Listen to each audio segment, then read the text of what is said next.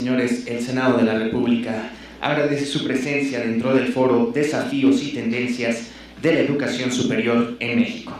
Es momento de iniciar con nuestro primer panel titulado Panorama de la Educación Superior. Para esto, nos acompaña en el presidium el ingeniero Héctor Arreola Soria, coordinador general de Universidades Tecnológicas y Politécnicas.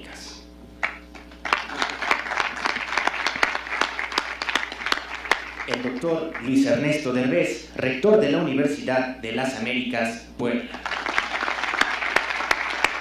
Diputada Adriana Ortiz Lanz, ex rectora de la Universidad de Campeche. Doctor Felipe Martínez Rizo, fundador del INE e investigador de la Universidad de Aguascalientes. Doctor Juan Pardinas, director general del Instituto Mexicano para la Competitividad. Finalmente, para conformar este honorable presidium, nos acompaña el doctor Roberto Rodríguez Gómez, quien será nuestro moderador en esta mesa. De este modo, cedo el uso de la palabra al doctor Roberto Rodríguez Gómez, no sin antes darles una breve semblanza del doctor. El doctor Roberto Rodríguez Gómez es doctor en Sociología, investigador del Instituto de Investigaciones Sociales de la UNAM y profesor en la Facultad de Ciencias Políticas y Sociales de la UNAM. El doctor es especialista en temas de política educativa y educación superior comparada. Es miembro del Seminario de Educación Superior de la UNAM, de la Academia Mexicana de Ciencias y del Consejo Mexicano de Investigación Educativa. Es consejero del Consejo Nacional de Participación Social en Educación de CONAPACE y consejero técnico del Instituto Nacional para la Evaluación de la Educación. Sin más preámbulos, doctor Roberto Rodríguez Gómez, tiene usted el uso de la palabra. Muchas gracias. Han transcurrido casi 20 años desde la integración de la primera Agenda Global para el Desarrollo de la Educación Superior, aquella derivada de la Conferencia Mundial sobre la Educación Superior, celebrada en París en 1998. Se insistía entonces en la importancia de ampliar el acceso a la educación superior para mejorar los niveles de cobertura y equidad del sistema, en superar la calidad y la pertinencia de los servicios educativos, en diversificar las modalidades de enseñanza y en reforzar la cooperación con el mundo del trabajo. Se enfatizaba también el potencial de las entonces nuevas tecnologías de la información y las comunicaciones, así como el valor estratégico de los procesos de evaluación y aseguramiento de calidad. En la misma coyuntura, la Asociación Nacional de Universidades e Instituciones de Educación Superior suscribió un extenso documento de diagnóstico y propuestas para la educación superior del país. Se titula La educación superior en el siglo XXI, líneas estratégicas de desarrollo, y fue aprobado por la Asamblea General en noviembre de 1999. El planteamiento de Anúñez incluía una visión hacia el ya cercano 2020, con, entre otros rasgos, los siguientes. Decía, en 2020, si hacemos bien las cosas, México cuenta con un sistema de educación superior de mayores dimensiones y cobertura, diversificado, integrado y de alta calidad. Las IES desarrollan sus actividades de docencia según el perfil y la misión de cada una y utilizan modelos innovadores de aprendizaje y enseñanza. Las IES centran su atención en la formación de sus estudiantes. Las IES contribuyen a la preservación y difusión de la cultura regional y nacional en el contexto de la cultura universal. Cuentan las IES con los recursos humanos necesarios para realizar sus funciones con calidad y con recursos materiales y económicos en la cantidad y con la calidad, la seguridad y la oportunidad necesarias para el desarrollo eficiente de sus funciones. Las IES cuentan con estructuras organizacionales, normas y sistemas de gobierno que favorecen un funcionamiento eficiente y congruente con su naturaleza y misión. Gracias a relaciones adecuadas con el sistema político en el contexto de una sociedad democrática, el sistema de educación cuenta en el 2020 con un marco normativo acorde con su naturaleza que ofrece a las IES seguridad jurídica y estabilidad de sus funciones. Señala la visión, por último, se ha consolidado un sistema nacional de planeación y de evaluación, acreditación y aseguramiento de la calidad de la educación superior. A la distancia, con esos puntos de referencia, podemos preguntarnos hoy si ha transitado la educación superior en la dirección que se deseaba, ¿no? En 2000 habían 2 millones de estudiantes de educación superior, hoy hay 3.5, aumentenle a 4 si contamos los de abierta y a distancia. O sea, hemos crecido, más de 100,000 por año no es poco. También se ha diversificado hasta alcanzar al día de hoy una suerte de esquema de 3/3, 1 millón en privadas, 1 millón en autónomas, el 1 millón y pico restante en dependientes de la SEP o de las autoridades estatales. Hay cosas que han, sin duda alguna, mejorado el perfil de la planta académica, del profesorado y de los investigadores, pero también persisten dificultades en materia de planeación y coordinación, déficit normativo y regulatorio, una insuficiencia crónica de recursos, resistencias a la innovación y síntomas que acusan problemas de calidad y pertinencia más o menos severos. Algunos objetivos que han sido planteados con insistencia: la internacionalización, la movilidad de estudiantes, la responsabilidad de las IES respecto a la empleabilidad de los egresados, apenas se están comenzando a atender con seriedad. Hay en suma todavía un trecho importante por recorrer. Para explorar las condiciones de la educación superior del país, su problemática contemporánea, así como sus principales logros y limitaciones, nos acompañan en esta mesa notables especialistas a quienes tengo el gusto de presentar enseguida. Héctor Arriola Soria, ingeniero industrial y maestro en Ciencias de la Administración, hoy se presenta en representación del secretario de Educación Pública. De su currículum destaco el nombramiento como director del Instituto Tecnológico de Durango, de donde es originario, de 1989 a 1992 y de 2002 a 2004.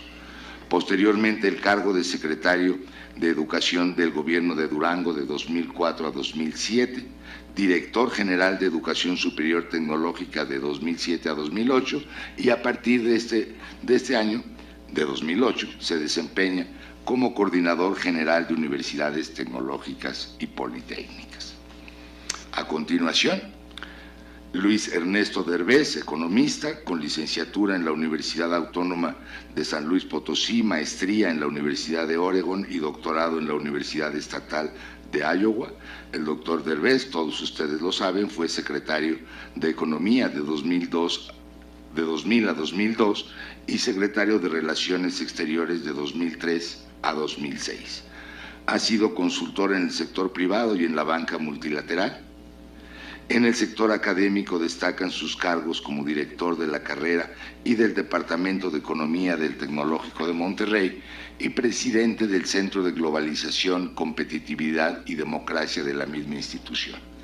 En 2008 fue designado rector de la Universidad de las Américas Puebla, cargo que ejerce hasta el presente. Enseguida, Adriana Ortiz Lanz, abogada por la Universidad Autónoma de Campeche y maestra en Administración Pública por la Universidad Complutense de Madrid.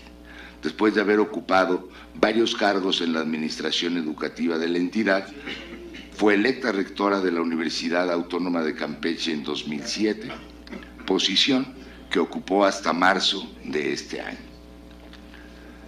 Actualmente es diputada federal en la 63 legislatura para el periodo 2015 a 18 y pertenece al grupo parlamentario del Partido Revolucionario Institucional. Cabe destacar que la diputada Ortiz Lanz es una de las escasas mujeres que han sido rectoras de una universidad pública, aunque la segunda en la Autónoma de Campeche. Felipe Martínez Rizo es filósofo y sociólogo de la Universidad de Lovaina, investigador educativo, exrector de la Autónoma de Aguascalientes, especialista en sociología de las desigualdades educativas. Martínez Rizo es uno de los académicos de la disciplina con obra más abundante y de mayor calidad, que comprende prácticamente todos los niveles y aspectos del sistema.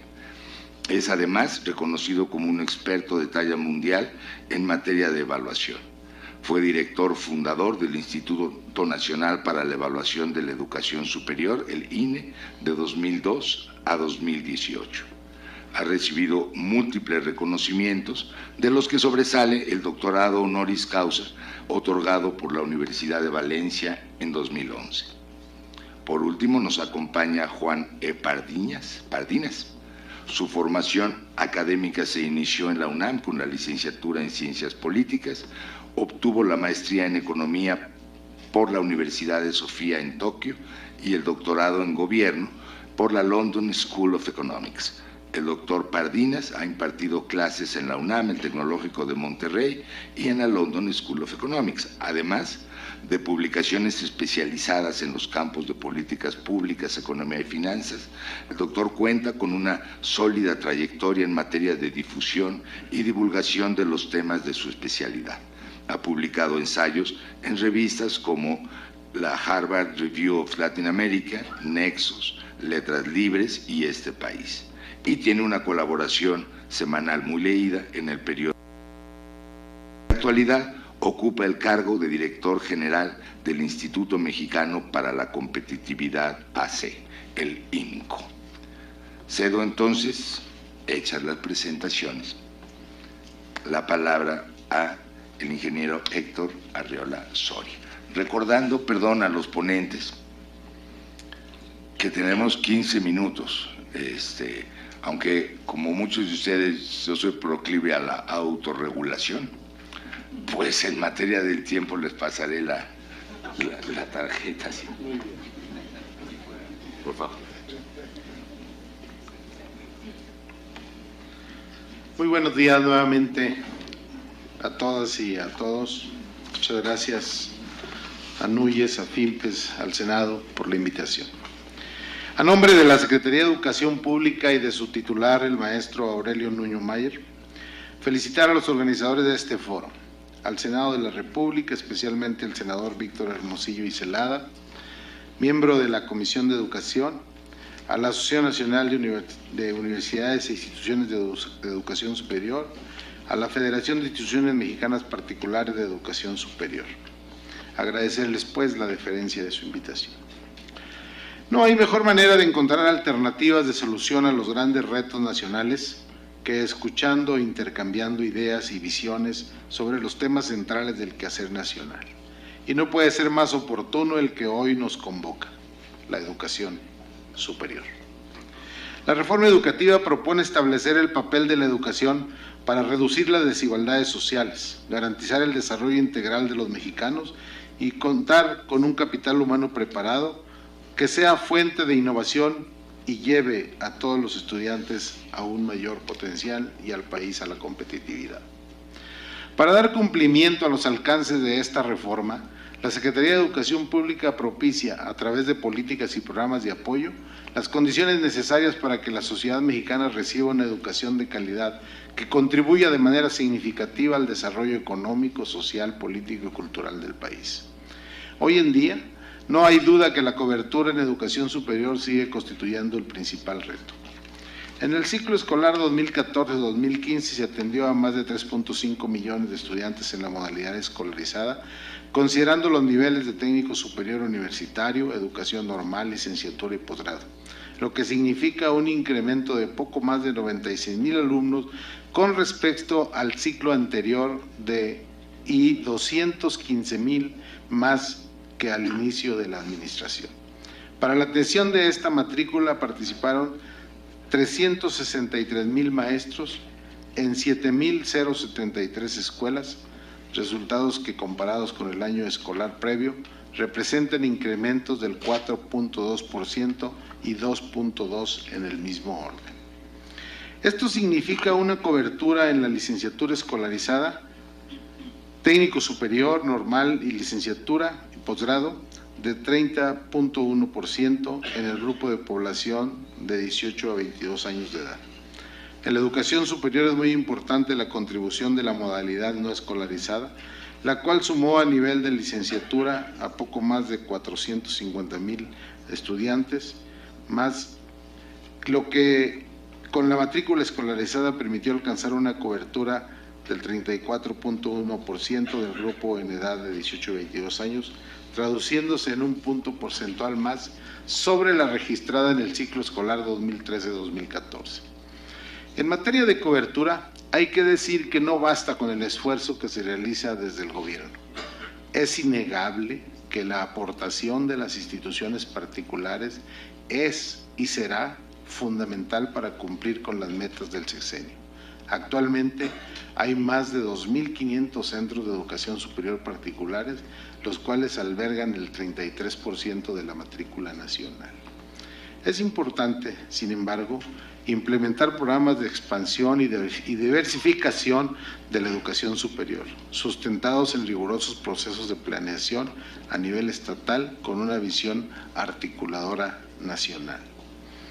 Aprovechar los años que restan del bono generacional a través de inversiones en educación representa una oportunidad única de prepararse para el futuro. Sociedades con mayor participación de los jóvenes en sistemas de educación de calidad y en el empleo productivo serán sin duda más exitosas frente a los desafíos del envejecimiento de la población. Un gran desafío que enfrentan las instituciones de educación superior se refiere a la calidad. Ya existe en educación superior una cultura de evaluación, nos congratulamos de ello. Muestra de ello es que el 100% de las universidades públicas estatales cuentan con la acreditación de organismos acreditadores. El resto de los subsistemas públicos presentan avances.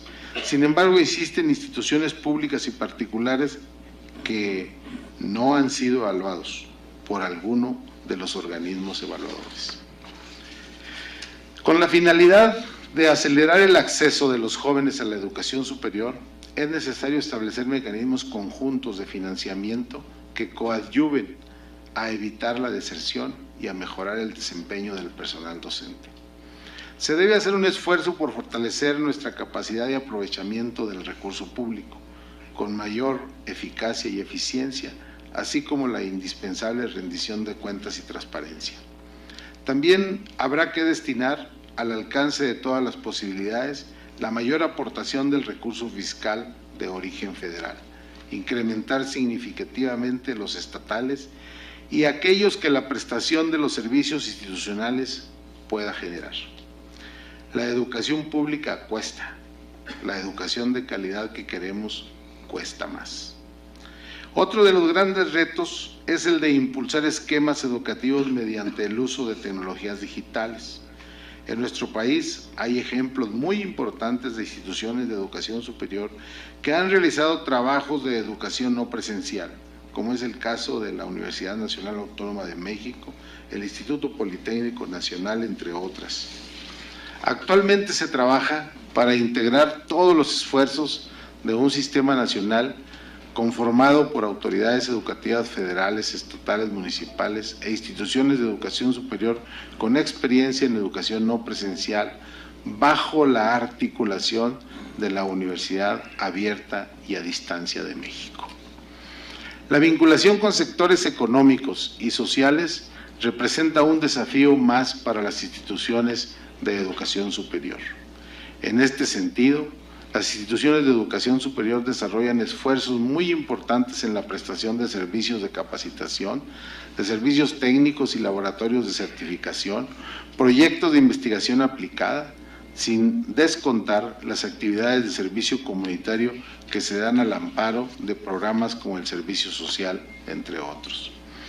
De acuerdo con las cifras del reporte 2014 del Foro Económico Mundial, México ocupa el lugar 61 en el ranking de competitividad global que incluye a 144 países. Esto nos deja ver que si queremos llevar a México a su máximo potencial, se debe fortalecer la relación entre la generación del conocimiento y la aplicación en los procesos productivos, es decir, entre la industria y la academia.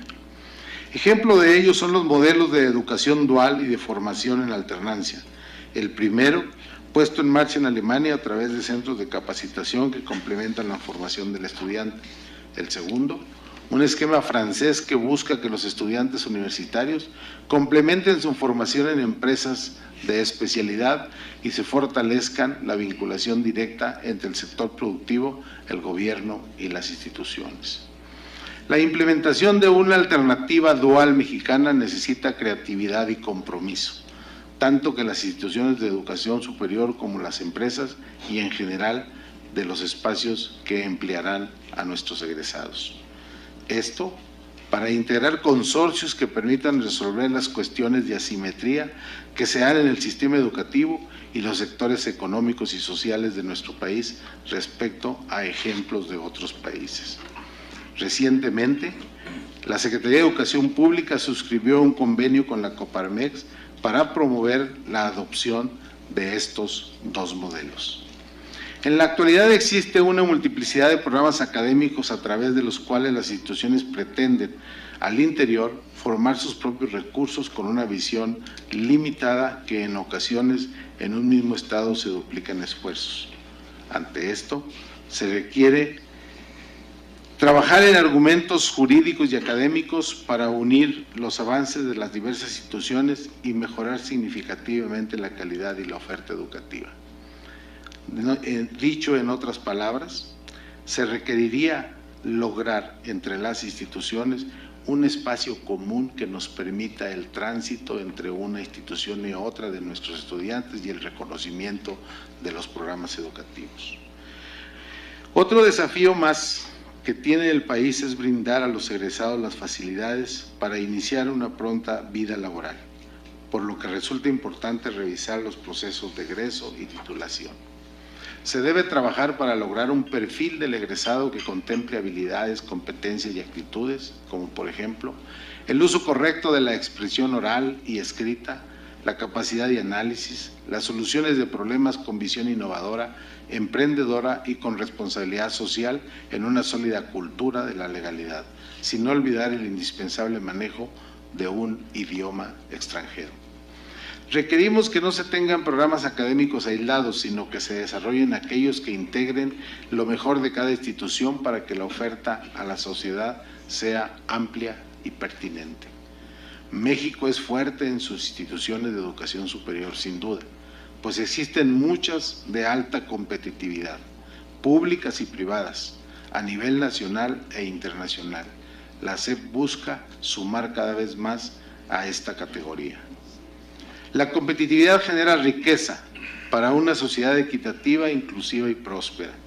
Es responsabilidad de la educación superior sumarse a la preocupación sobre los impactos futuros en materia de energía, cambio climático, pobreza y conectividad con la finalidad de contribuir al desarrollo social, económico, político y cultural. Muchas gracias por su atención.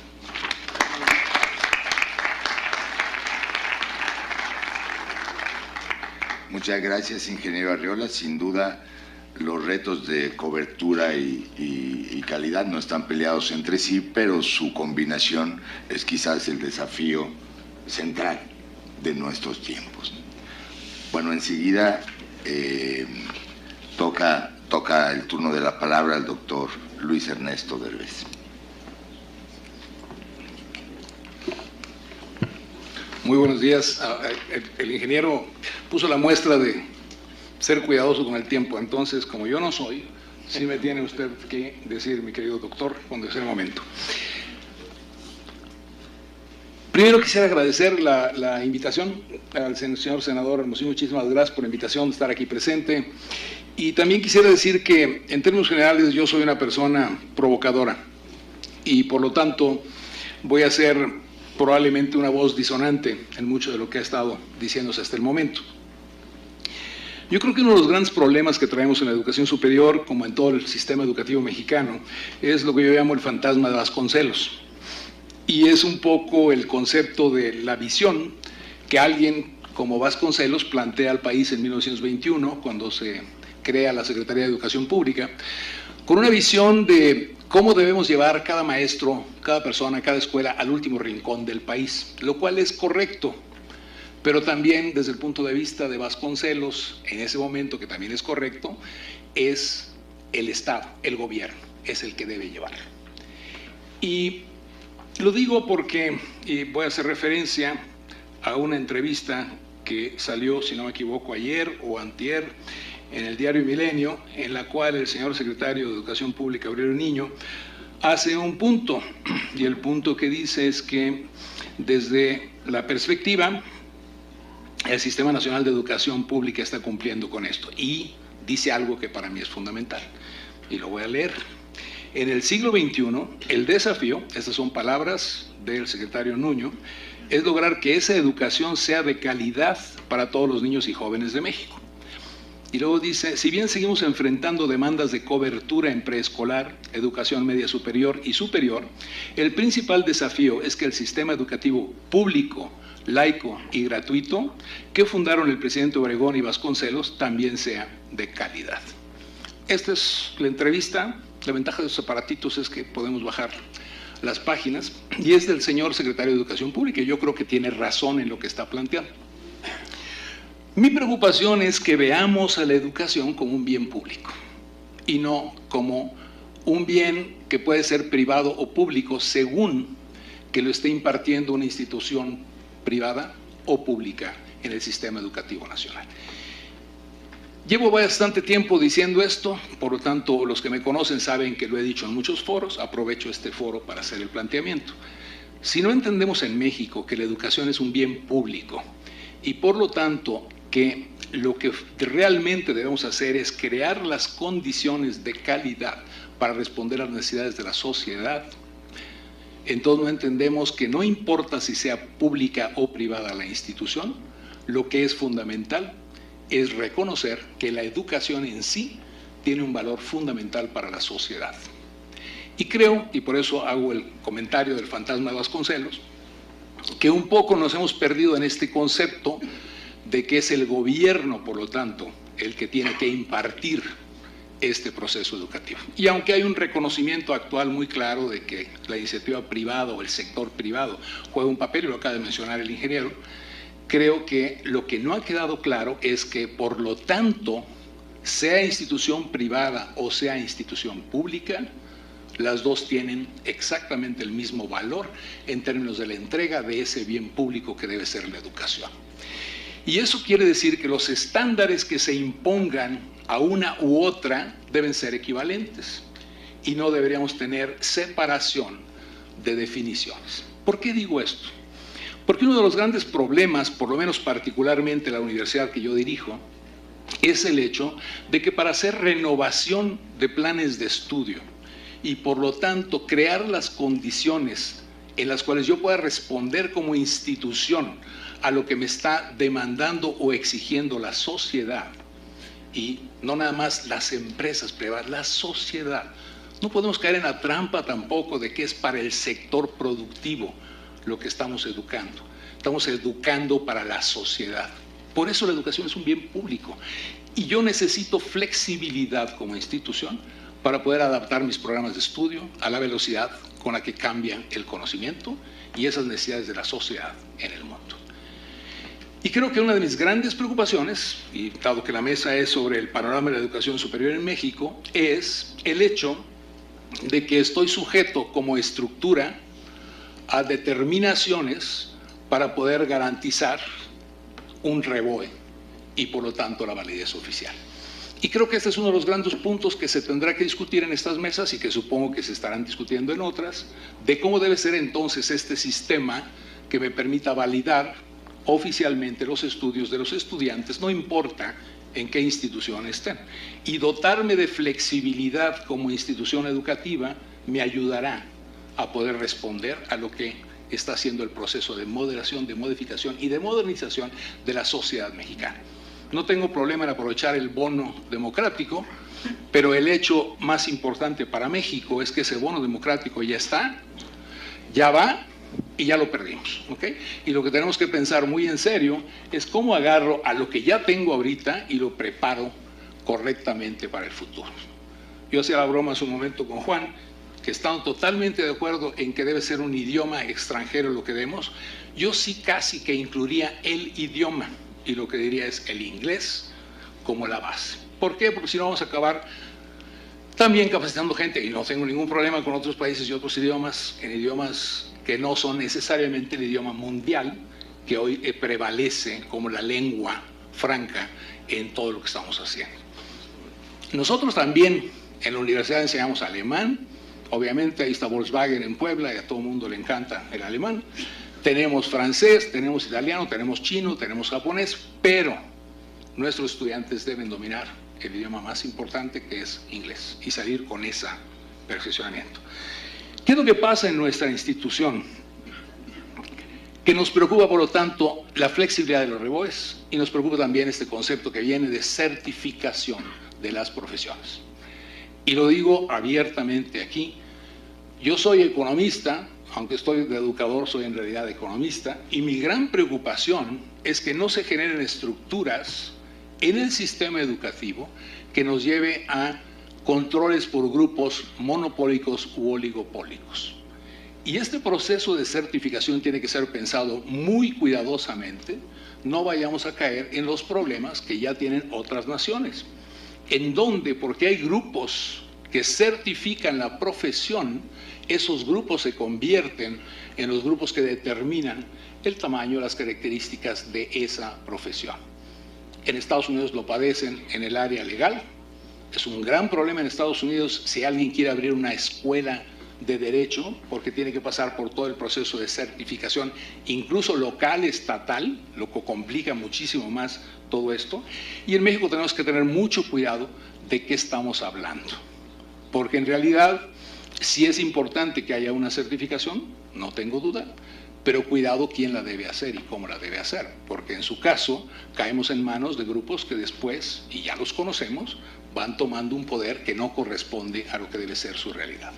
Yo creo que una gran cosa de la reforma educativa que estamos viendo hoy es el choque y la batalla para la destrucción de unos grupos que se habían apoderado del proceso educativo, llámense CENTE o CENTE, y por lo tanto que realmente es una de las grandes áreas de la reforma, y estamos viendo lo que está pasando en nuestro país. Este es el gran choque de inmediato, porque lo que estamos peleando son los privilegios de un grupo que se apoderó del sistema educativo en diferentes partes del país.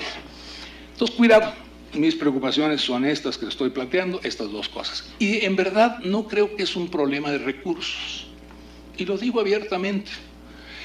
Si la UNAM, yo no tenía el dato, pero le agradezco al senador, si la UNAM trae 100,000 pesos anuales por estudiante, pues entonces yo retaría a cuántas de las otras instituciones están ofreciendo educación de calidad con menos de esa cantidad. Y vamos a encontrar una gran cantidad de instituciones que tienen menos de eso. ¿Por qué? Porque es cómo usamos los recursos y no cuántos recursos tenemos. Me preocupa el problema de cobertura. Yo le llamo a eso la tiranía de los números, que es este concepto de que caemos en una trampa, y viene de este concepto de Vasconcelos, de que tengo que llevar profesor y escuela al último rincón de México. Cobertura entendida de esa manera. Tengo que llegar, y se acaba de decir en los discursos que nos ofrecieron al inicio de esta sesión, al 70, al 90, al 100% de la cobertura. No creo que sea necesariamente ese el punto central. Vamos a cometer lo que yo llamo, y espero que mis amigos de Volkswagen no se enojen mucho conmigo, el problema de Dascar, ¿sí? Que por ser el que vende más carros en el mundo, he perdido el concepto de calidad en mis carros y por lo tanto confundí volumen con calidad. En verdad sí creo que es peligroso que caigamos en esa trampa en nuestro país y que sigamos hablando de cobertura como el elemento central. No que lo quitemos, no, pero que no sea el elemento central. No es la cobertura lo que es importante, es la calidad y la pertinencia de lo que estoy enseñando. Y esos son dos temas para mí muy, pero muy importantes que llevo haciendo desde hace mucho tiempo. Me preocupa el famoso 40% que está en el Plan Nacional, porque ya venía desde la presidencia de Felipe Calderón. De cualquier forma, esta idea de que tenemos que llegar al 40% de la cobertura de la población para educación. Y sí creo que lo que tenemos que concentrarnos es en producir el mejor graduado, la mayor calidad, la mayor pertinencia. Si nada más nos alcanza de momento para el 30%, por favor, sáquenmelos para que tengan los empleos que se requieren. Y les comento porque acabo de estar hace poco en la frontera y estando en Tijuana, platicando con las empresas como Plantronics, que es una compañía de tipo mundial que tiene plantas ahí, lo que me decían ellos es, pues sí, hay muchas gentes con grados de ingeniería de eso o lo otro, pero no lo que yo necesito. Y Plantronics es una planta establecida en México que tiene puros ingenieros mexicanos en su planta de desarrollo y es la líder en todo lo que es este sistema de comunicación telefónica con los aparatitos que uno se pone y demás. Entonces hay tres consideraciones y con eso voy a terminar mi ponencia. La primera, lo que yo llamo la pertinencia educativa, dotar al estudiante de la capacidad de adaptarse permanentemente. Este no es un asunto de que te preparo, te doy un título, te certifico. Lo importante es, ¿tienes tú la capacidad para cada 2 años renovarte y estar a la altura de lo que exige la sociedad? ¿Sí o no? Y eso es algo que tenemos que cuidar en educación superior. Tenemos que enseñarle a aprender. Lo decimos todos, pero lo importante es cómo se hace para que esta persona, cuando termine, no importa si está o no certificada, cada 2 años los cambios dramáticos que hay en el conocimiento en el mundo, lo sepa adaptar a lo que está haciendo. E incluso adaptarse como persona, porque es muy probable que se dedique a otras cosas y no necesariamente a las que fue entrenado. Yo ando de rector cuando soy economista, ¿sí? Y eso es lo que tenemos que aprender todos en este punto, ¿okay? El segundo punto es algo que yo le llamo educación para la democracia. Nuestras instituciones tienen que enseñar a formar ciudadanos, les tienen que dotar valores, les tenemos que eliminar el concepto que se maneja mucho en nuestro país de que el que no tranza no avanza. Tenemos que generar, por lo tanto, condiciones muy claras en las cuales el egresado entienda su papel como ciudadano en nuestro país. Lo que está pasando hoy a los jóvenes, a muchos de nosotros, es esta concepción de que ¿para qué voy a respetar derechos humanos si de todos modos en cualquier momento te matan y no pasa nada? Este concepto es algo que no solamente corresponde al proceso de educación, aunque nosotros le debemos dar valores, sino también al resto de la estructura social. Y muy particularmente creo yo que ahí sí hay una labor fundamental de las universidades, junto con el gobierno, para plantear esta posición. Preguntas como, ¿para qué me importa el principio de propiedad privada si finalmente me lo pueden quitar de cualquier manera? Si no vale la pena. Si el sistema financiero destruye los valores y pierdo mi casa, pierdo mis actividades. Entonces, cuidado en la combinación. Tenemos que dotarlos de eso, educarlos y también tenemos que generar las condiciones sociales para que se responda a estas inquietudes. Henry Kissinger expresó en una ocasión que una sociedad en la que impere el respeto a los derechos humanos y la libertad individual es un concepto más revolucionario que el concepto de socialismo defendido por muchos de los políticos actuales. Y creo que esto es válido en nuestro país. Tenemos que enseñarle a todos nuestros jóvenes, esto tiene que ser un papel de la educación superior, que el concepto de libertad y el concepto de derechos humanos es fundamental para una sociedad. Y lo que estamos enseñándoles en ocasiones es lo contrario, es lo social, lo que será. Realmente hay preguntas. Y por último, Pues yo creo que el mayor problema para todos nosotros es el concepto de educarte para la formalidad, para que generes actividades formales. Hace poco el señor presidente de la República mencionó, creo yo correctamente, que se han generado 1,5 millones de empleos en los 3 años de esta administración. Pero la gran pregunta es, ¿qué ha pasado con la informalidad? Ha disminuido. Y por lo tanto, uno de los grandes puntos que deberíamos estar haciendo es el sistema y la estructura que hemos planteado, por primera ocasión, está llevando a que la gente formalice su actividad. Y yo estoy convencido que esto es algo fundamental, porque al formalizar las actividades vamos a crear las condiciones legales para que haya respeto a valores, haya respeto a condiciones importantes. El señor presidente creo que debería hacer mucho más énfasis en el hecho de que gracias a las actividades que ha llevado a cabo hasta el momento su gobierno, no es que se hayan generado nuevos empleos, porque yo dudo que tengamos 1,600,000 nuevos empleos con las tasas de crecimiento que ha tenido el país, sino que muchos empleos que antes estaban en la informalidad se han pasado a la formalidad. Y eso es un punto fundamental para nuestros estudiantes, para la educación superior. Tenemos que educarlos para la formalidad, para que realmente respeten las leyes, participen en la sociedad y sea un punto de largo plazo en el que podamos seguir creciendo como nación. Muchas gracias.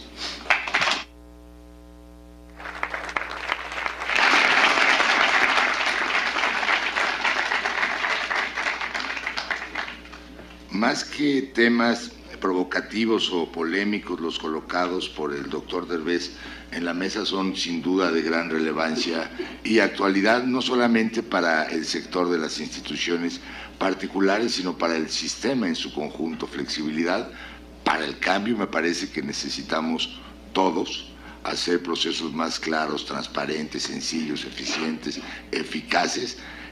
Sin duda alguna es un denominador común para las instituciones públicas y las particulares, indudablemente. A continuación, tenemos la presentación de la diputada Adriana Ortiz Lanz. Como dijimos, es rectora de la Autónoma de Campeche. Muchas gracias, muy buenos días tengan todos ustedes. Felicito y celebro la acertada decisión de impulsar este foro por su oportunidad y alcances. Mi reconocimiento al Senado de la República, a la FIMPES, a la NUYIS. Saludo a quienes me acompañan en esta mesa como ponentes y al auditorio en especial. Gracias por su presencia. Estoy segura que este foro tendrá grandes conclusiones y en especial grandes aportaciones de quienes estamos enamorados de la educación, pero además convencidos de su gran importancia.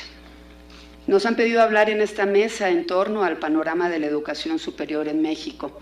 Atendiendo a la sugerencia de tiempo, he decidido hacer, y pongo el cronómetro también y pido que me hagan la atención si me paso del tiempo, he decidido hacer esta presentación muy sintética y dividida en 3 bloques. En primer término, unos breves antecedentes de la educación superior, porque soy una convencida que la memoria, en especial la histórica, es fundamental para entenderlos a nosotros mismos y lo que sucede en el presente. Pasaré inmediatamente a comentar algunos aspectos relevantes de la situación actual para cerrar con lo que pudiera describir como reflexiones finales del rumbo de la educación superior en México. En un foro de esta naturaleza y ante especialistas y expertos, partimos de una afirmación: la educación tiene un papel fundamental en el desarrollo económico, político, social y cultural de los pueblos. Es un bien público, como se ha dicho, y coincido con la afirmación del doctor Derbez, que tendría que ser vista también como no importa la fuente o la institución que proporcione esta educación, lo que importa es proporcionarla y que sea pertinente y de buena calidad. También la educación es una prioridad nacional, así lo hemos visto y así lo hemos concebido. He encontrado en 2 investigadoras mexicanas quizá una de las definiciones que para mí más pueden integrar lo que es la educación superior, en Giovanna Valenti y Gloria del Castillo. Para ellas, la educación superior es un agente clave en los procesos de modernización de todo país. Es tal vez la única variable que tiene la virtud de afectar simultáneamente la competitividad económica, la equidad social, la conducta económica de la ciudadanía, la productividad, la creatividad de las personas y las empresas y por ende la capacidad de influir positiva o negativamente en el desarrollo de la nación. Cierro la cita.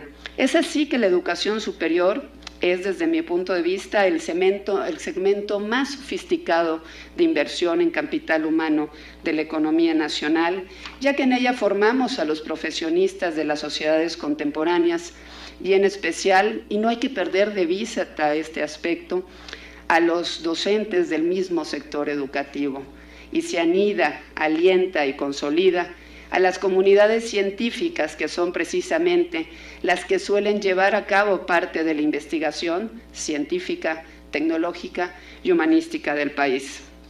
Si bien el sistema de educación superior tiene sus antecedentes más lejanos en la época de la colonia, cuando se crea la Real y Pontificia Universidad de México en 1551, es hasta la independencia y la presencia de los gobiernos liberales que a finales del siglo XIX se abren las primeras instituciones de educación superior en las entidades federativas. En la primera mitad del siglo XX, diversos factores obstacularizaron el desarrollo de la educación superior en México, entre los que destacan el rezago educativo y los problemas de financiamiento.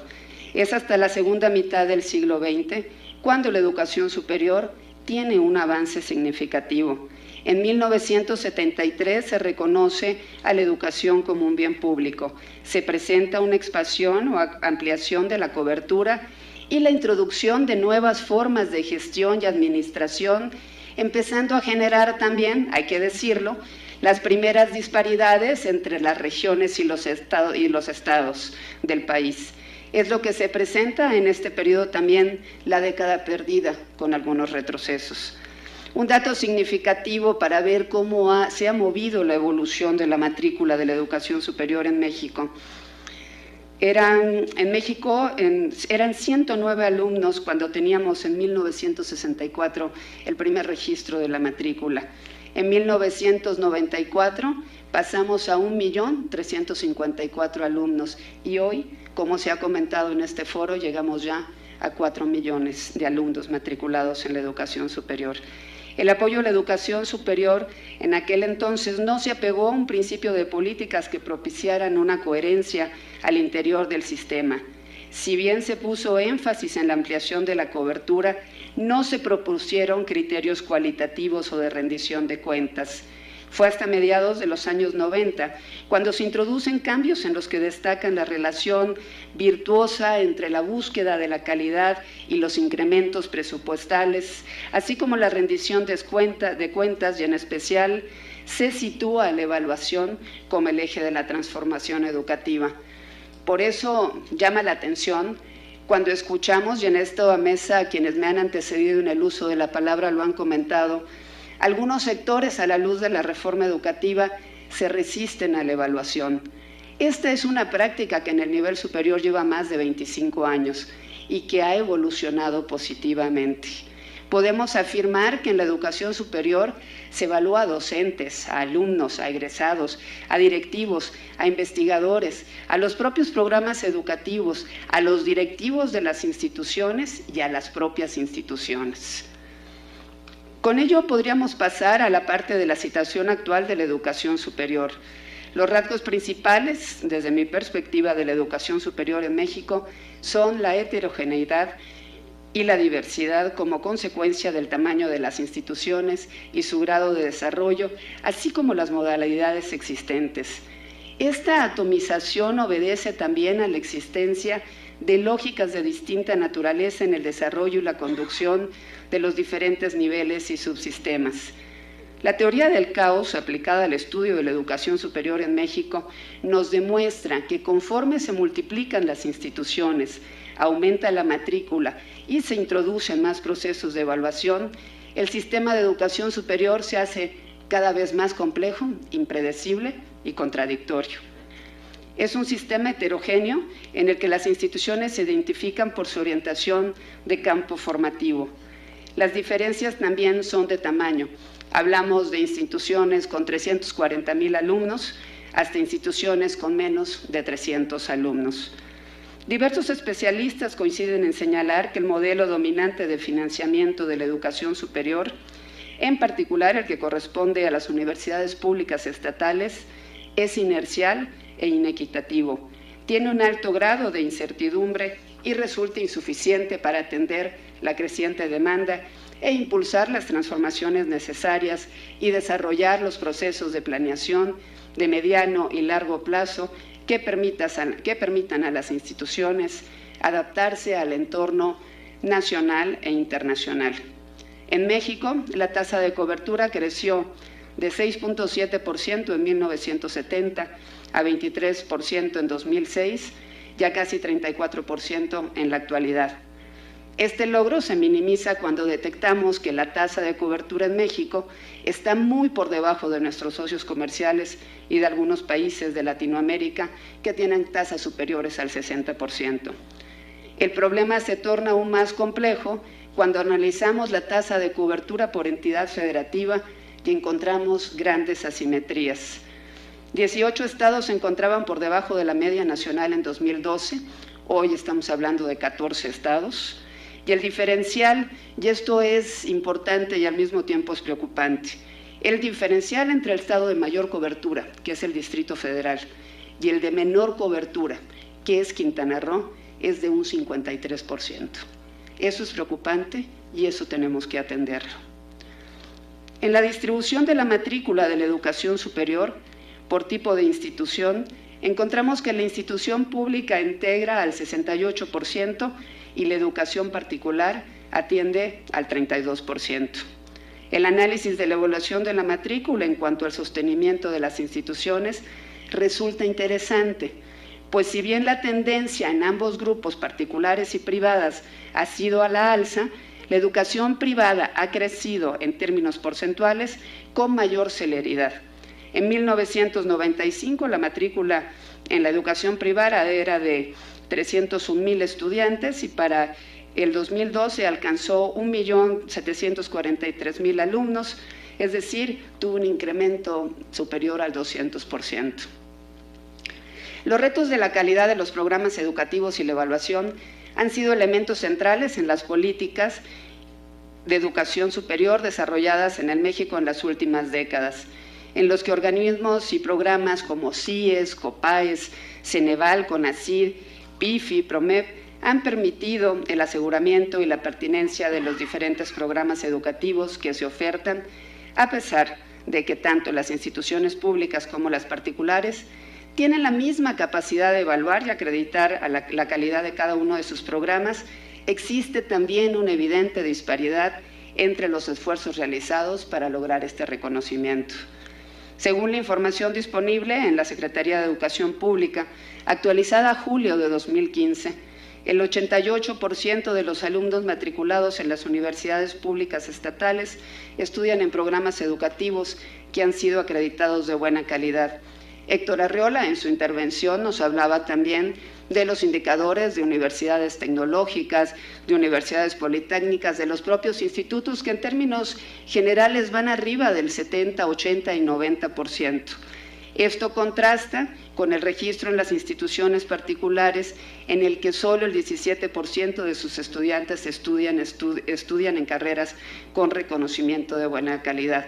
Creo que ahí hay una tarea pendiente, incentivar la evaluación de los programas educativos y no tengo duda de la calidad con la que se oferte en muchas de las instituciones. Lo que hay que hacer es incentivar los mecanismos de evaluación en las mismas. La equidad es una garantía consagrada en el artículo 4 de nuestra Constitución y reforzada en el ámbito educativo en el artículo 3 del mismo ordenamiento. La estrategia de incorporación de los jóvenes a la educación superior no debe centrar todo el esfuerzo en la cobertura. Si hacemos esto, estaríamos cometiendo un error. Hay que cuidar por lo menos dos aspectos adicionales. Quienes ya ingresaron a las instituciones deben permanecer en ellas y concluir sus estudios. Y el ingreso a la educación superior debe universalizarse, es decir, deben incorporarse cada vez más jóvenes provenientes de los grupos sociales más desprotegidos.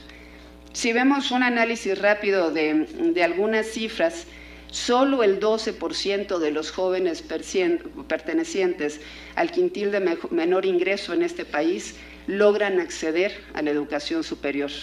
Esto contrasta con el quintil de mayor ingreso, que alcanza hasta el 50%. Existe la presencia también de una monodependencia financiera, a pesar de la diversificación de las fuentes de financiamiento. Encontramos también una insuficiencia que yo llamaría crónica de recursos para la investigación y desarrollo y débiles vínculos con el sector productivo. El hecho de que la investigación y desarrollo se vea limitada y acotada por la falta de recursos, tanto económicos como humanos, significa, sin duda alguna, frenar la posibilidad de innovar, lo cual impacta negativamente en el desarrollo del país. Concluyo señalando que la reforma educativa, desde mi perspectiva en México, partió de una profunda reflexión sobre la impartición de educación de calidad, sobre la rectoría del Estado mexicano en materia educativa y sobre el fortalecimiento de una sociedad de derechos y libertades.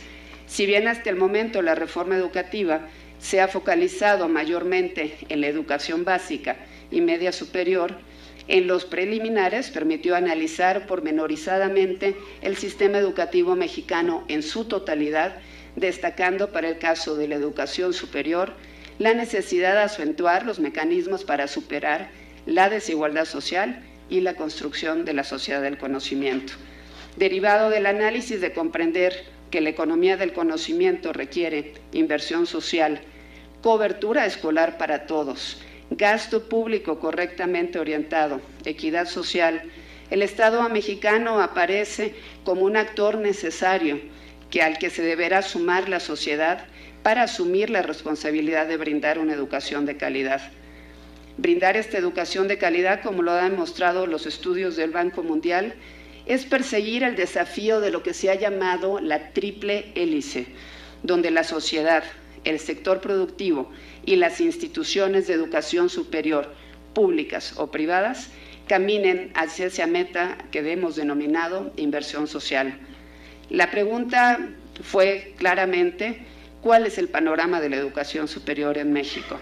Y tratando de aportar algunos elementos, yo diría que al menos tenemos que tener presente generación y retención de talento, gasto público, pero también privado, en actividades de innovación y desarrollo tecnológico, propiedad industrial e infraestructura, formación de ciudadanos libres, responsables e íntegros, generación de capacidades científicas y tecnológicas, posgrados con la industria, posgrados de calidad, posgrados a distancia, impulsar áreas de especialización de acuerdo a las vocaciones productivas de cada región, desde una perspectiva que incluya ejes transversales como equidad de género, desarrollo sustentable, gobernanza democrática, medio ambiente y energía, competitividad e integración productiva, cierre de brechas entre regiones y entidades del país y un modelo de financiamiento plurianual. En este sentido, concluyo diciendo que el desafío de la educación superior consiste en reforzar los mecanismos por los cuales la inversión social, especialmente a través de la construcción de una sociedad del conocimiento, pueda detonar el desarrollo humano de todos los mexicanos. Muchísimas gracias.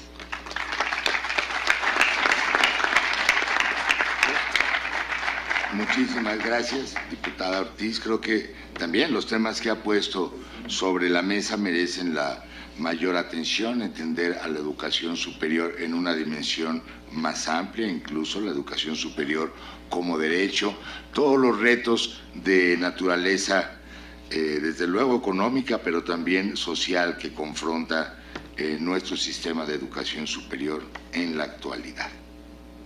Coincidiendo con esta perspectiva, y perdón por meter la cuchara, tengo para mí que más que ser un bien público, la educación superior puede ser un bien público y quizás debe ser un bien público, pero esto va a ocurrir cuando se cumplan condiciones de asequibilidad, que sea asequible para la mayoría, condiciones de calidad, desde luego que sirva, y condiciones de pertinencia, ¿no? De manera que es más bien un camino que un punto de partida, es un punto de llegada. Tendremos un sistema de educación superior que opera como bien público, es decir, beneficia a la sociedad cuando podamos resolver, entre otros, los retos que se han venido planteando. Para abundar en el tema de la perspectiva y los retos, a continuación la presentación de Felipe Martínez Rizo.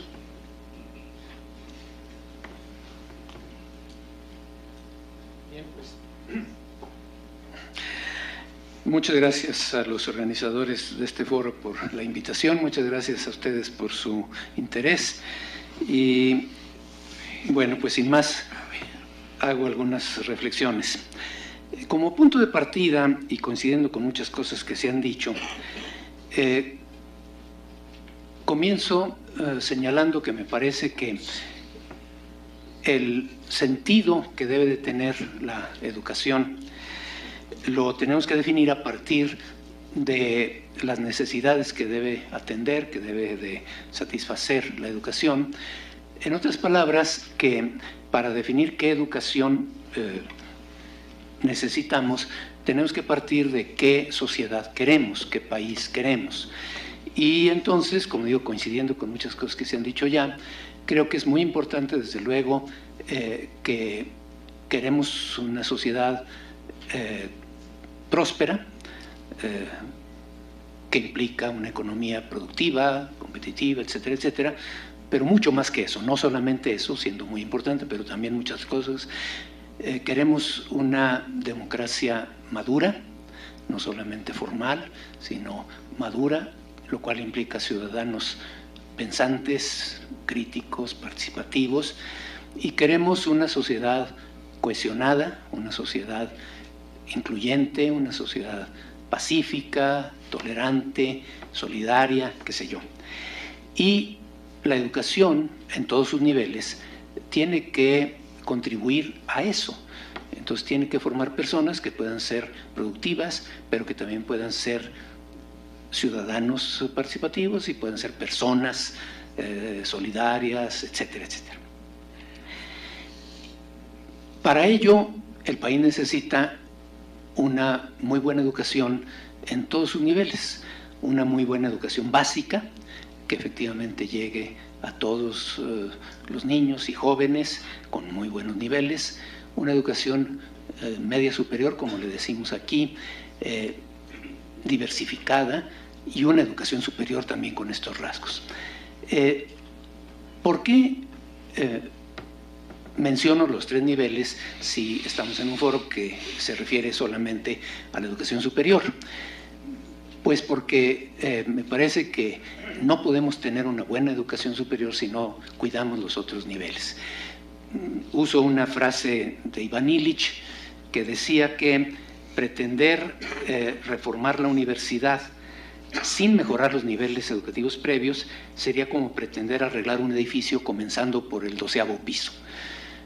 Y me parece, por otro lado, que la educación superior tiene una responsabilidad también en lo que se refiere a la calidad de los niveles previos, y no solamente en las escuelas normales, que son instituciones de educación superior, sino en todas las instituciones de educación superior que de distinta manera, pero tienen que también apoyar la mejora de los otros niveles educativos. Bien, ahora, en relación con educación superior, me parece que efectivamente la pareja de términos cobertura y calidad pues cubre muchas cuestiones, incluyendo en calidad también la pertinencia, pero aquí quiero efectivamente empezar a hacer algunas consideraciones, también coincidiendo con cosas que ya se han dicho.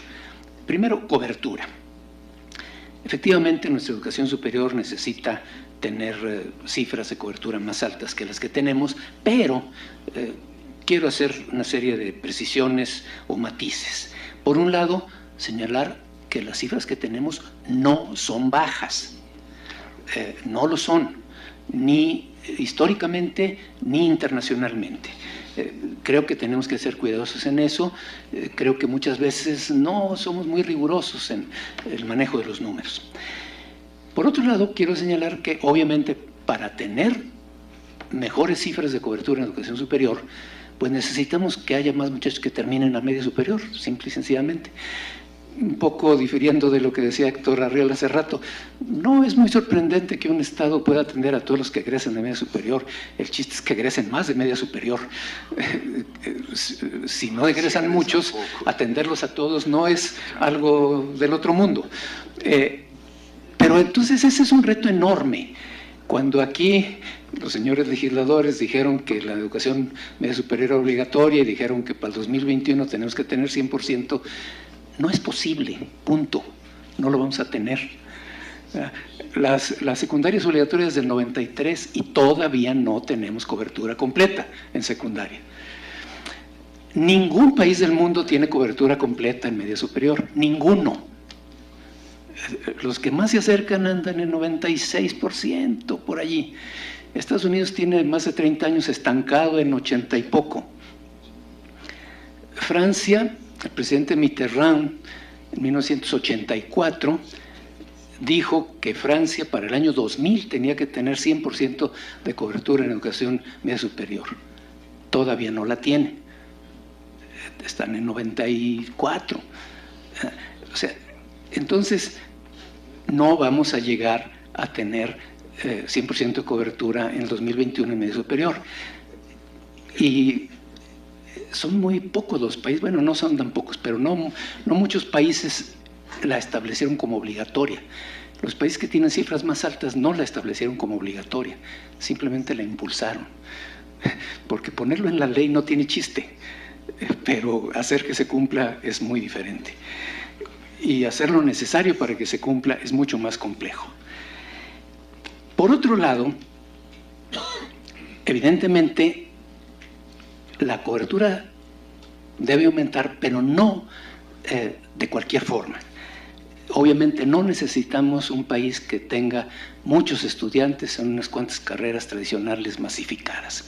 Necesitamos un sistema grande, pero muy diversificado, con muchas diferentes opciones, como de hecho ya lo tenemos, pero tenemos que ver en qué tipos de instituciones y en qué tipos de formaciones es donde necesitamos crecer más o no necesitamos crecer tanto.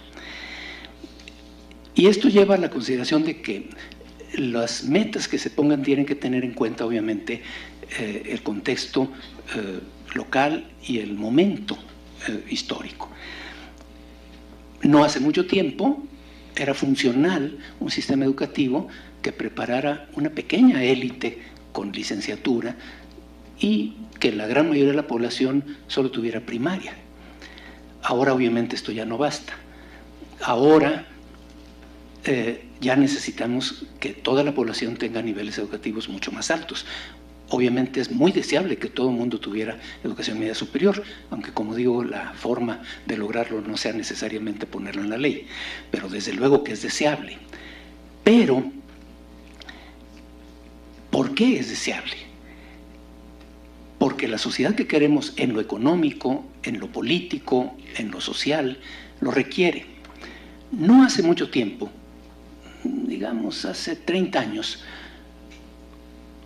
una persona podía ser un buen mecánico de coches sin saber leer ni escribir, con un maestro mayor que él le enseñaba cómo era el carburador y dónde estaba el cigüeñal, y podía ser un buen mecánico. Ahorita, obviamente, si no sabe inglés y computación, no puede hacer un diagnóstico de un fuel injection computarizada y quién sabe qué. Y obviamente yo le hablo, si se me descompone el coche, abro el cofre y veo y, caray, pues ya no hay carburador y pues ya no sé ni cómo se le hace. Obviamente es otra cosa. Entonces, ahora se necesita para poder trabajar en un empleo productivo, eso, pero también se necesita para una democracia madura. Sin personas que tengan un nivel educativo más alto y que por lo tanto puedan ser más analíticas para ver la oferta política y puedan emitir su voto racionalmente, inteligentemente, etcétera, no podemos tener una democracia madura. Y no podemos tener una sociedad como la queremos, una sociedad cohesionada pero plural en el mundo actual. Las sociedades a la antigua podían ser cohesionadas de una manera como no queremos, monolíticamente, todos con una misma religión, todos pensando lo mismo. Ahora necesitamos tolerancia, respeto, pluralismo, etcétera, y eso requiere una población educada. Entonces necesitamos una población con una educación mejor, no solo por motivos económicos, sino por todos los demás. Y la educación superior, desde luego que tiene la responsabilidad de formar trabajadores altamente productivos, pero también ciudadanos mejores, personas que puedan convivir con los demás, que puedan respetar los derechos y hacer respetar sus derechos, etc. Y eso obviamente nos habla de calidad, del otro término del binomio. Y entonces decimos, bueno, pues precisamente calidad, pero calidad también en un sistema diversificado, en un sistema que no es solo de licenciaturas tradicionales, sino que incluye muchas otras cosas. Nuestro sistema educativo hasta no hace mucho podía ser casi solamente licenciatura. No había ni carreras cortas superiores y muy poco posgrado. Porque además nuestras licenciaturas a la europea, a la francesa, eran licenciaturas largas, profesionalizantes y autosuficientes. Y ahora ya no puede ser así. Ahora estamos en un modelo en donde hay desde el técnico superior hasta el postdoc y necesitamos una combinación de diferentes programas, de diferentes niveles, de diferentes formaciones y de diferentes instituciones para ello. Y ya lo tenemos, y ya tenemos algo que va en esa dirección, y ya está la tipología CEPANUYES de los distintos tipos de instituciones, desde las de técnico superior hasta los doctorados, las instituciones que tienen de todos los niveles, que tienen docencia de pregrado, docencia de posgrado, doctorados, investigación, etcétera, hasta las que solamente pretenden formar técnicos, que no pretenden tener posgrados, que no pretenden tener investigación, etcétera. Creo que esto es correcto, pero tenemos que consolidarlo y estructurarlo y sistematizarlo. Y con eso me acerco a la conclusión para decir, bueno, ¿qué necesitamos para ello? Y entonces empiezo por un punto que se ha mencionado y es buenos sistemas de evaluación para que ayuden a verificar que esto suceda. Tenemos ya sistemas de evaluación, pero no son todavía y pueden no necesariamente evolucionar siempre en la buena dirección.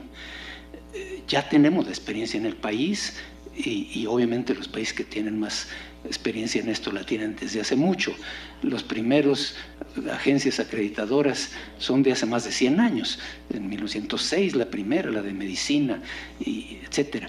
Y siempre han tenido, la historia lo muestra, la tendencia a burocratizarse, a rutinizarse, a anquilosarse, a hacerse laxas, o a ser tomadas por grupos, como mencionaba el doctor Derbez, y tener ya ciertos perfiles muy rígidos, etcétera. Y entonces tenemos que estar viendo nuestros sistemas de evaluación, cuidarlos, los sistemas de evaluación de personas, empezando por el SNI, etcétera, obviamente tuvieron gran mérito y fue muy bueno que se hicieran, pero tienen que mejorar, sabemos que ya han dado de sí en muchos aspectos. Nuestras estadísticas, nuestros sistemas de indicadores no son muy mejorables en muchos aspectos. Obviamente, echar la cuenta de 100,000 pesos por alumno en educación superior en la UNAM, dividiendo nomás su presupuesto por los alumnos, no es adecuado, Ahí está todo el gasto de investigación, todo el gasto de difusión de la cultura, los posgrados, etc. No se tiene que hacer así, hay que hacerlo de otra manera más cuidadosa. Y obviamente las coberturas, pues obviamente tenemos puras coberturas muy toscas en educación superior. En educación básica es más fácil hacer coberturas netas. En educación superior es muy difícil y de hecho no se manejan de otra manera los indicadores. Entonces necesitamos mejorar esas cuestiones. Pero no basta, necesitamos otras cosas. Yo digo que por un lado necesitamos una estructura del sistema de educación superior de tipo matricial, que haga cruzar dos tipos de subsistema. Por un lado, ciertos subsistemas nacionales, obviamente por tipos de institución, o sea, obviamente las universidades tecnológicas que tienen su sistema es muy correcto, es muy lógico, son instituciones similares, con problemas similares, y que es muy natural que se reúnan y se discuta. Las normales lo requerirían urgentemente, y diferentes subtipos, obviamente las privadas que tienen FIMPES, no muchas otras, en fin. Pero por otro lado, verdaderos sistemas estatales de educación superior, que no hay. Desde fines de los 70s y principios de los 80s, cuando empezaron estas cuestiones y se crearon las COMPES, los CORPES y las COEPES, las Comisiones Estatales de Planeación de la Educación Superior, nunca funcionaron. Dicen, ¿por qué no funcionan? Pues es lógico. ¿Quién le hace caso a la COEPES? La Universidad Autónoma del Estado no le hace caso porque es autónoma, ¿verdad? Las federales no le hacen caso porque son federales. Las privadas no le hacen caso porque son privadas. Entonces, ¿quién le hace caso? Pues nadie, porque además en aquel momento no había prácticamente universidades estatales, entonces pues nadie le hace caso. Entonces, obviamente, las entidades federativas necesitan tener sistemas estatales integrados, diversificados, con una visión común, porque la tarea de responder a las necesidades de la sociedad de esa entidad es común, es colectiva de todas las instituciones de esa entidad, aunque sean de un subsistema o de otro. Entonces, por eso digo, la estructura del sistema de educación superior debería ser matricial, con subsistemas nacionales y subsistemas estatales que se cruzan. Y por otro lado, obviamente, las cuestiones de gestión y gobierno.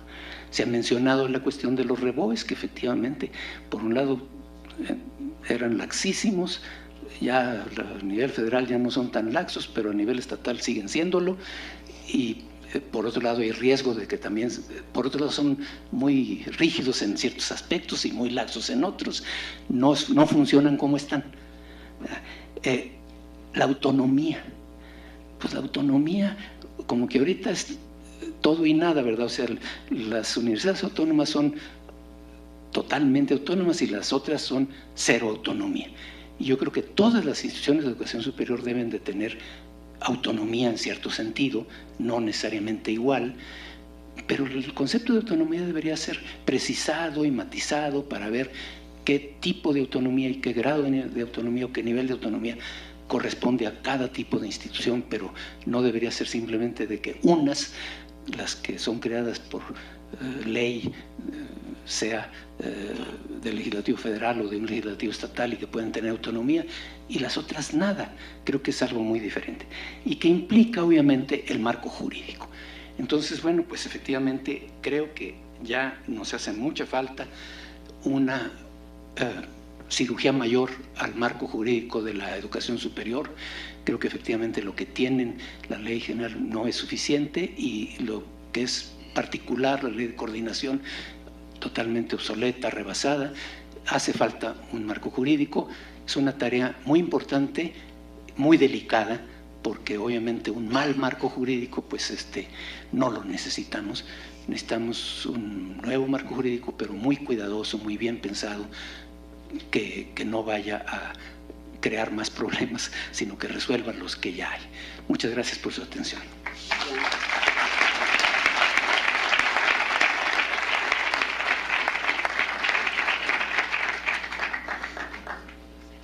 También a principios de este siglo, los especialistas del Banco Mundial decían algo que se me quedó muy grabado, algo así como la educación superior es la educación básica del siglo XXI.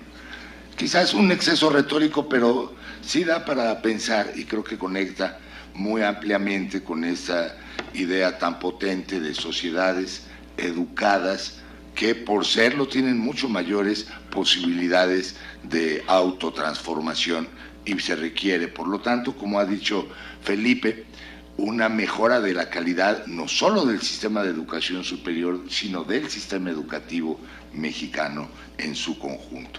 Pues bien, para cerrar esta mesa, a continuación la presentación de Juan Pardinas, ya dijimos, director general del Instituto Mexicano para la Competitividad. Muy buenos días, muchas gracias al Senado de la República por permitirme estar esta mañana compartiendo con ustedes el trabajo que hacemos en IMCO. Les quiero hablar de tres fuerzas que ya están empezando, pero van a impactar sobre la educación superior y sobre todo, no solo en la educación superior, sino el mercado laboral profesional. Las tres fuerzas son la tecnología, la demografía y la globalización. Sobre la primer fuerza, la tecnología, me voy a tomar el atrevimiento de recomendar un libro que no he leído. No lo he leído porque el libro no ha salido, pero conozco los papers del profesor Robert Susskind de la Universidad de Oxford que va a derivar en su libro, entonces intuyo que el libro va a ser muy interesante.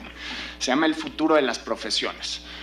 Como todavía no ha salido, pues todavía no está traducido, pero yo creo que es un libro que nos presenta un escenario de enormes oportunidades, pero con retos mucho mayores. La premisa de la investigación de este estudio es un análisis que se hizo en la Universidad de Oxford sobre qué profesiones podrían desaparecer a consecuencia de procesos de automatización y de avances tecnológicos.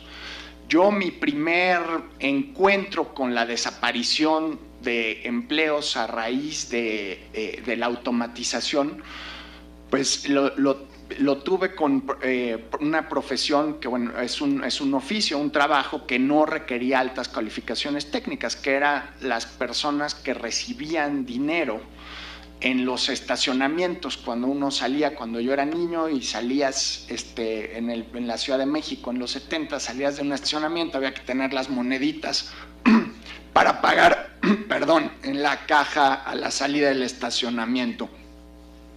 Lo vimos, eso ya se automatizó, ahora ya hay unos cajeros automáticos que te dan un boletito. Y la robótica, uno piensa que lo que va a pegarle pues son a empleos también de un nivel mediano de calificaciones técnicas de obreros de fábrica, pero lo que vamos a ver y lo pronostican en los estudios de la Universidad de Oxford en los próximos 20 años, es que puede llegar la situación en que 40% de los empleos que existen actualmente dejen de existir hacia el futuro. ¿Y qué empleos van a desaparecer? El empleo de banquero de inversión, por ejemplo, que fue un empleo muy golpeado y con una reputación muy mermada durante las crisis de 2008-2009. Pues el problema ya que tienen los banqueros de inversión no es la reputación, sino la tecnología. O sea, desde que Garry Kasparov, el jugador de ajedrez, el mejor jugador de ajedrez del mundo, perdió con una máquina un partido de ajedrez y ya no se volvió a llevar ese partido porque ya que la máquina le aprendió ya era imposible que Garry Kasparov le gane. Pues ¿por qué no un algoritmo va a darle mejores rendimientos a la gente que tenga inversiones bancarias que una persona que tome el teléfono y tiene su cerebro y su día, sus horas hábiles, tiene una capacidad de procesamiento de información limitada frente a una máquina que te va a estar dando a mucho mayor velocidad el análisis de muchas mayores posibilidades de inversión? Entonces, la alternativa de que ese banquero de inversión te dé mejores rendimientos que el algoritmo es bajísima. Es la misma posibilidad de que Garry Kasparov le vuelva a ganar a Deep Blue en el ajedrez. Seguramente habrán oído este tema de Bitcoin, esta moneda alternativa. Bueno, la parte más interesante de Bitcoin para mí es la parte tecnológica más que la parte económica. No le entiendo mucho más allá de lo que les voy a poder comunicar aquí. Yo ahorita en mi cartera he de tener, no sé, 100, 200, 300 pesos en efectivo. Los billetes que tengo, probablemente algunos los saqué del cajero automático, otro me lo devolvieron al pagar un café, pero no sé la biografía y la historia de ese billete. No sé si ese billete se usó para pagar una mordida, no sé si ese billete se usó para comprar en el mercado, de dónde estaba ese billete hace un mes, en manos de quién, en qué lugar del país, estaba en un banco. Bueno, pues con Bitcoin esto va a cambiar, porque tiene un sistema de programación que se llama blockchain, que se puede traducir como cadena en bloque, no sé la traducción correcta, pero que vas a poder hacer el seguimiento de la biografía de esos 100 pesos o de esos 1,000 pesos. Entonces yo voy a saber que esos 1,000 pesos estuvieron en un café y que luego antes de eso estuvieron en un mercado y antes de eso estuvieron en un consultorio médico y antes de eso fueron emitidos y generados. Entonces, ¿qué le va a pasar a la profesión de la auditoría con blockchain? Pues probablemente va a desaparecer, porque ya vas a saber exactamente, esto va a ser uno de los grandes elementos para combatir la corrupción en los próximos 10, 15 años. Vamos a saber exactamente a dónde se fue el dinero. Entonces esto te revoluciona el negocio de auditoría. El New York Times sacó un ejercicio pavoroso, y pavoroso para mí porque yo escribo en un periódico, pero puso a una máquina a redactar una nota a una computadora y luego puso a una persona a redactar una computadora. Y luego le dijo a sus lectores, por favor, distingan la diferencia. Y era muy difícil distinguir la diferencia entre la nota redactada por la computadora y la nota redactada por un ser humano. Entonces, en el momento que estamos hablando de profesiones, ¿qué profesiones van a sobrevivir? ¿Qué profesiones van a ser devastadas por el cambio tecnológico? Pues es algo que tenemos que tener presente de las fuerzas que vienen hacia adelante. La siguiente fuerza es la demografía. Evidentemente, como decía el ingeniero Héctor Arreola, el bono demográfico ya se nos fue. 1994 fue un año terrible para la vida política del país. Asesinaron a un candidato presidencial, asesinaron al secretario general del PRI, el levantamiento armado en Chiapas, pero al mismo tiempo fue un año hermosísimo, de los años más bonitos en la vida del país. Ese año, como nunca antes, se llenaron las salas de maternidad de los hospitales de México. Nunca antes y nunca después nacieron tantos bebés, tantas niñas y niños en México. La generación de 1994, 2.900.000 nenas y nenes llegaron al mundo en ese año. 1994, estamos en 2015. Esos niños ya tienen 21 años. Los más afortunados están en universidades. Los no tan afortunados tienen un empleo y hay un sector importante de la población que no logró, de esa generación de 1994, que no logró tener empleo y no logró acceder a universidades. El bono demográfico se nos agota por ahí del 2030, 2035. Y yo consideraría que es el factor principal de diferenciación en la economía global que tiene México. Es su principal característica de distinción y su principal fortaleza si aprovechamos bien el tiempo que nos queda.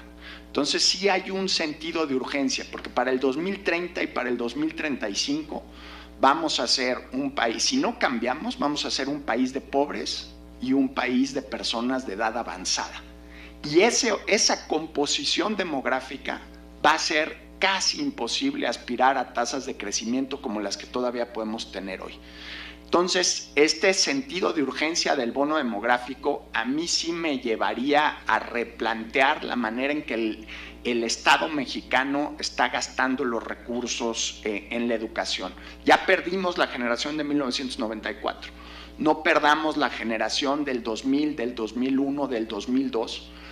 Los niños y niñas mexicanos que están hoy en secundaria y que solo 70% de ellos van a aspirar a media superior, efectivamente es muy difícil aspirar a cobertura, digamos, del 80-85%. Pero si no hacemos un cambio en redireccionar recursos y dedicarlos a aprovechar ese bono demográfico, se nos va a ir. Y si seguimos invirtiendo en cosas como carreteras y segundos pisos, o sea, sí habría un sentido de urgencia de orientar el gasto público, y celebro que esté la diputada Adriana Ortiz Lanz, porque por este absurdo o inexplicable, no ha encontrado una razón histórica que explique por qué el Senado no puede participar de la discusión del presupuesto y nada más la Cámara de Diputados. Qué bueno que esté la diputada Ortiz, que le tocará votar el presupuesto. Sí habría que reorientar el gasto. Difiero de mi amigo Luis Ernesto Derbez, creo que hay mucho dinero, pero se necesita más, porque si queremos invertir en las carreras que van a determinar el éxito en el mundo del 2030, del 2035, esas carreras necesitan mucho dinero. La medicina genómica, nanotecnología. A la hora que yo soy, y muy orgullosa, no solo soy egresado de la UNAM, yo diría que ese es mi dato biográfico menos relevante con respecto a la UNAM. Soy hijo, nieto, hermano, sobrino y primo de profesores de la UNAM. Entonces, para mí la UNAM es como pues, un miembro de mi familia. O sea, ahí crecí y por supuesto estudiar ahí me ha formado, pero es parte como de mi vida cotidiana. Y los 100,000 pesos habrá que medirlos bien. Cuando me dicen, oye, abrieron en la Facultad de Ciencias abrió la carrera de mecatrónica, dije, que órale, la UNAM le atinó, qué maravilla. Y a la hora que ves, las generaciones son de 15 estudiantes, de 20 estudiantes. Para lograr que haya más gente entrando a mecatrónica en la UNAM, pues sí necesitamos recursos. Tal vez haya que gastarlos, reorientarlos, etcétera, pero sí necesitamos, sí es un tema de dinero. La tercera fuerza que va a cambiar la educación, y ya la está cambiando, la globalización. Platicaba con Mónica Flores, ella es la directora de Manpower en México. Probablemente pocas personas en el país tengan en la punta de los dedos tan claro los mercados laborales. Y yo, como egresado de la UNAM, sufrí esta forma de discriminación, que la discriminación siempre es, yo creo que es una forma de ignorancia, de que era sobre todo a fines del siglo pasado, cuando terminé mi carrera, de que si venías de una universidad pública, que no mandaras tu currículum, ¿no? Cuando estaba solicitando trabajo, un prerequisito bastante estúpido. Y yo le decía a Mónica, oye, ¿y esto permanece?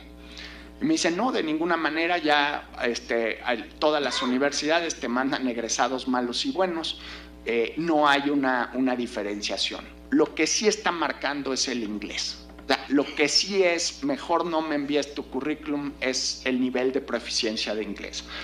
Y yo aquí les preguntaría, ustedes, por ejemplo, se operarían una operación que la vida está en juego en el quirófano, con un médico que no sepa hablar inglés.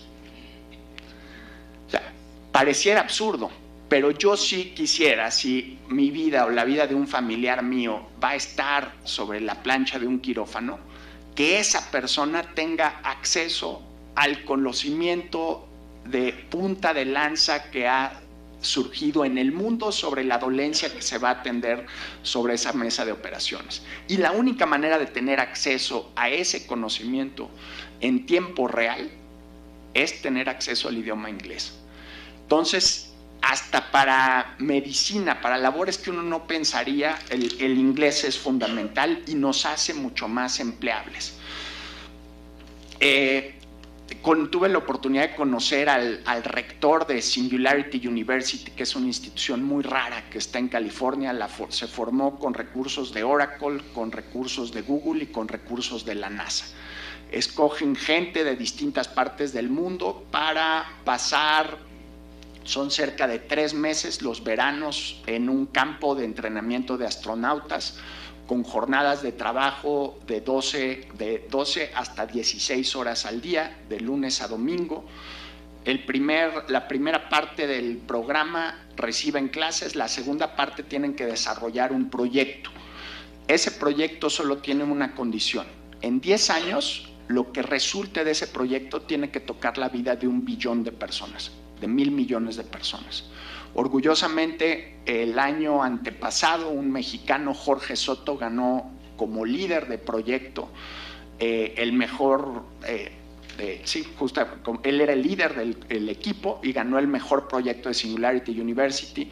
Es un proyecto de detección de cáncer que te puede detectar 6 tumores distintos entre 24 y 48 horas después de la formación del tumor, con una prueba de muy pocas gotas de sangre. Están en desarrollo para mejorar la puntería del estudio.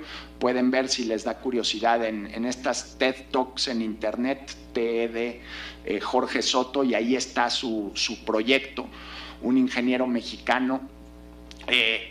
Jorge lo que me decía de Singularity es que cuando trataron de registrar Singularity como universidad, se llama universidad para darnos una idea al resto de las personas que no hemos tenido acceso a estos programas, para intuir lo que pasa ahí, pero oficialmente y legalmente en Estados Unidos no es una universidad. ¿Por qué? Porque cambia sus programas de estudio cada 6 meses en función de los ritmos del cambio de la tecnología. Entonces, si van a estudiar temas económicos, pues tienen que adaptarse a Bitcoin. Y Bitcoin hace un par de años era todavía un proyecto en invención. Entonces, se pusieron universidad, pero cuando se fueron a registrar como universidad les dijeron: no, nos necesitas traer un programa de estudios que tenga validación de 2 años. Los mandaron a volar. Dijeron: la tecnología y el mundo va por otro lado, nosotros vamos a ir a ese ritmo, no nos podemos convertir en una universidad. Entonces, ¿cómo nos adaptamos? ¿Cómo nos adaptamos al inglés? ¿Cómo adaptamos a las universidades a este proceso de flexibilización? Hay carreras que probablemente no necesiten 4 años, como los pasamos la mayoría, algunos nos pasamos un poco más, de los estudiantes que accedemos a licenciatura. Cómo adaptarse. Y creo que hay que cambiar el chip, y hay que cambiar muchos chips, así como habría que hacer una especie de pacto presupuestal por el bono demográfico. Creo que dentro de las universidades, y eso lo sé por estos antecedentes familiares que les digo, hay que cambiar el chip. En las facultades donde hay desarrollos tecnológicos, deberían esas facultades dejar de estar peleadas con el dinero. Me tocó entrevistar el laboratorio de la Ciudad de México, hizo un concurso muy interesante. El premio del concurso era un empleo. Era un empleo para desarrollar apps de tecnología. Entonces a mí me invitaron de juez y me tocó platicar con los chavos que aspiraban. Un chavo súper pila del Poli inventó una app que era así como todo lo que necesitas saber del metro de la Ciudad de México, pero llegaba así a un nivel de detalle de: a ver, estoy en Pino Suárez y me quiero echar unas tortas ahogadas, ¿qué ruta tengo que seguir? Como una especie de plataforma de Google montada sobre la estructura del metro de la Ciudad de México, y como una especie de vida subterránea de la ciudad, y cómo interactuaba lo subterráneo con lo de arriba, ¿no? El mercado, la economía, las distintas aplicaciones que ya existen, pero montadas sobre la red de trenes. Me pareció fascinante. Le dije: oye, ¿y la intentaste comercializar? Me dijo: pues sí, intenté, pero ya no me acuerdo la cifra que me dio, pero me hubieran tocado creo que el 5 o el 10% de las regalías por comercializarla. Entonces, a ver, espérate. Ahí la universidad está, por tratar de ganar mucho, está perdiendo todo. este chavo se debería quedar con el 80% de las regalías, como sucede en buena parte de las universidades que tienen más éxito en registro de patentes. Y por supuesto la universidad merece recibir una retribución económica por lo que se desarrolló ahí. Pero cuando sigamos teniendo esta lógica de que generar utilidades a través de la investigación financiada con dinero público es algo inmoral o perverso, nos vamos a seguir rezagando. Si a ese chavo le hubieran dado el 80% de las utilidades, probablemente ese chavo no hubiera estado buscando trabajo en el ADF, hubiera estado abriendo otra empresa con otros jóvenes del Poli. Y quiero cerrar con una experiencia que me pareció sumamente provocadora y probablemente a varios de los presentes les parezca atroz, pero a mí me pareció sumamente interesante, y es la Universidad Aeroespacial de Querétaro. El proceso de ingreso de los chavos que entran a la Universidad de Querétaro sí lo deciden los profesores, como ocurre en cualquier universidad, y hay criterios de entrada, pero también lo deciden las empresas que van a contratar a esos chavos cuando terminen sus cursos. Entonces tú ya sabes que si eres un estudiante que vas a entrar, sabes que Airbus ya te contrató si tienes 8 de calificación, 9 de calificación al final de tu carrera, y ya sabes a qué posición vas a entrar. Nunca he visto un engranaje tan eficiente y tan exitoso del mercado laboral con el diseño de las universidades. Y por supuesto que no se puede hacer para todas las carreras y no se puede hacer en todas las instituciones.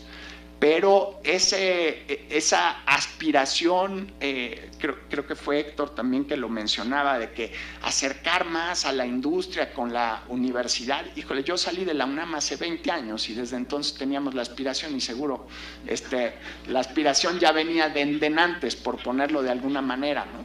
Entonces, mientras las universidades públicas estén peleadas con la generación de utilidades y ver el mercado laboral como un problema posteriori de los egresados, dice, aquí no, aquí formamos gente de primera, ya si tienen chamba o no tienen chamba, bueno, pues eso ya no es problema nuestro, porque aquí lo que nosotros generamos es profesionistas, pues es desvincular a la universidad de la realidad.